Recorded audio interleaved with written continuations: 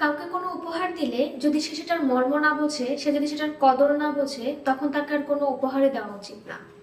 কখনো সেটা করবেও না। হোক সে তোমার খুব কাছের মানুষ, হোক বা সে তোমার খুব চেনা মানুষ। আমাদের সমাজের এরকম অনেক মানুষ আছে, বা আমাদের পরিবারের মধ্যে এরকম অনেক মানুষ আছে যে তুমি তাকে হোক খুব কম দামের মধ্যে তোমার সামর্থ্য অনুযায়ী তাকে কোনো গিফট দিয়েছো, অথবা তুমি তাকে খুব সুন্দর একটা কিছু গিফট করেছো, কিন্তু সে সেটাতে সন্তুষ্ট হবে না। সে ঠিক ওটার মধ্যেই তার নজর থাকবে তুমি কি কিনেছো, বা তুমি অন্যজনের জন্য কি কিনেছো। মানে এই পরহিংসাটা, পরচর্চাটা খুবই ভালো করে প্রত্যেকটা মানুষের মধ্যে থাকে। তো এরকম সম্মুখীন আমি অনেক হয়েছি। আমি খুব প্রিভিয়াস ডেগুলোতেও হয়েছি যে আমার পরিবারের মধ্যে কিছু মানুষ এরকম আছে, যাই হোক আমি আর নাম না বলি। এরকম অনেক মানুষই আছে যাদেরকে হচ্ছে ভালোবেসে উপহার দিচ্ছি, কত কষ্ট করে যে এনেছি দূর থেকে, বা খুঁজে তার কথা চিন্তা করে এনেছি, বা তাকে নিয়ে ইমাজিন করে কিনেছি যে তার ভালো লাগবে বা সে খুশি হবে, তাকে কিন্তু আমার গিফট দেওয়ার কথাই না।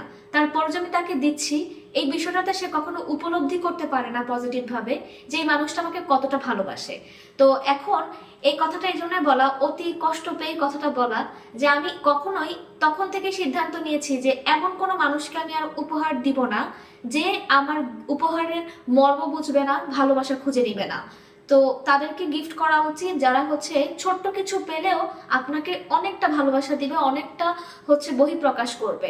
এই ধরনের মানুষকে দেওয়া উচিত।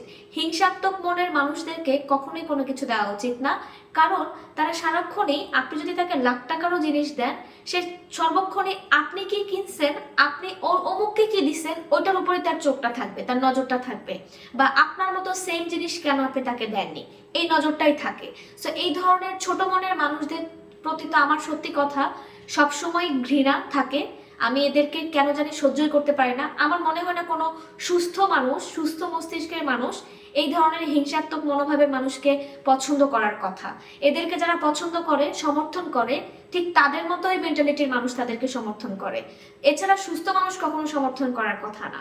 তো এই কথাটা এই জন্য বলা, আমি অনেক সময় অনেক কিছু আপনাদের সাথে শেয়ার করি।